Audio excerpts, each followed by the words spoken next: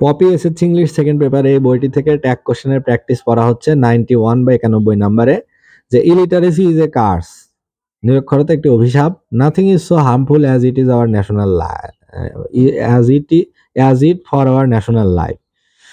ওকে, মানে আমাদের জাতীয় জীবনে নিরক্ষরতার চেয়ে বড় অভিশাপ আর নাই। তাহলে নাথিং ইজ সো হার্মফুল, এখান থেকে করতে হবে।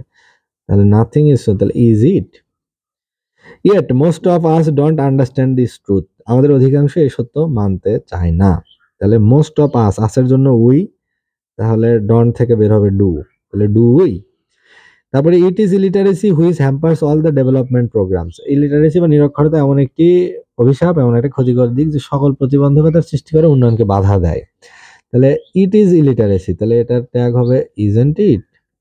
তারপরে আছে so we need to work in a body, তাই আমাদেরকে সবাই একত্র হয়ে কাজ করতে হবে, so that this can be eradicated, যাতে এটা দূরীভূত করা যায়।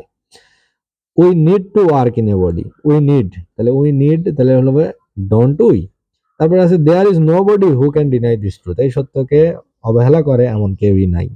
তাহলে দেয়ার ইজ নো বডি, এর ট্যাগ হবে ইজ দেয়ার।